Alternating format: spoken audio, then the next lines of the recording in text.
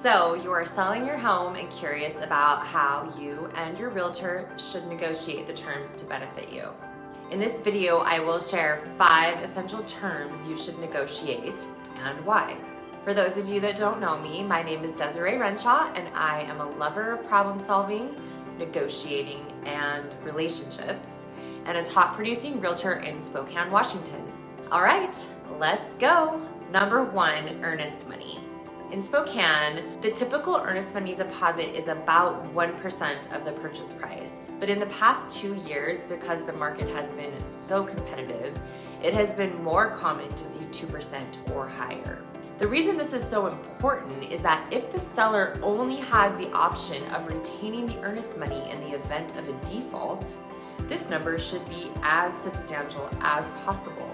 This is because it gives the seller more security that a buyer will not default. Simply more reason for a buyer to follow through and close. Buyers change their minds, and if the earnest money deposit is low, they can change their minds at any time, even at closing, without having much to lose. Number 2, closing date and possibly a rent back. Work through a calendar with your realtor to discuss an ideal closing date and possible offer scenarios and timelines that impact your plans. For example, do you need additional time after closing to get moved out and everything cleaned, or possibly to find a home to buy or rent?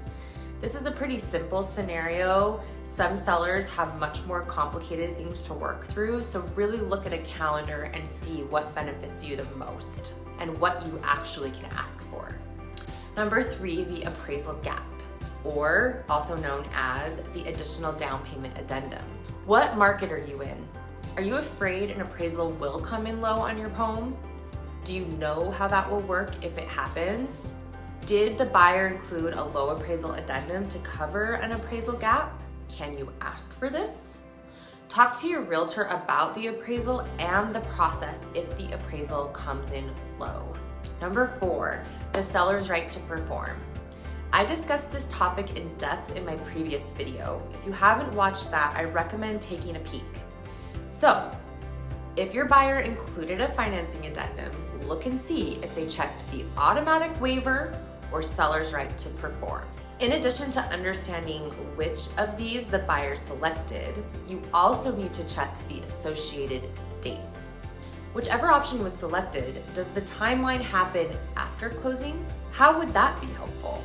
Well, it isn't. So make sure you send a reasonable counteroffer with a reasonable timeline. And once again, ask your realtor what that means. Number 5, home inspection. Okay, this seems pretty simple, but it really can be a deal breaker. Home inspection timeline and additional inspection timelines are crucial. This can be negotiated. Now, it doesn't mean that a buyer and their inspector can accommodate a shortened timeline, but at least asking for it is a great way to get through one hurdle of a buyer holding up your home if they change their mind. And remember, there are 2 timelines. The initial inspection typically takes 10 days, and a timeline for additional inspections is typically 5 days. Chat with your realtor about what those days look like on a calendar. You might be shocked at how long this can actually take. Without shortening the timelines, before you know it, you can have your home off market for 30 days and have a buyer still change their mind or get cold feet, whatever you might call it. So, really take these dates into consideration. You don't want to miss out on a crucial time for marketing your property.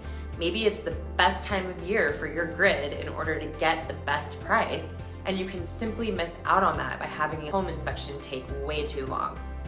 All right, now that you are more educated on some of the terms that you can negotiate to benefit yourself as a seller, do you have any questions or comments for me? If you're interested in learning more about real estate or Spokane, check out some of my other videos. If your life needs some real estate advice, I would love to help.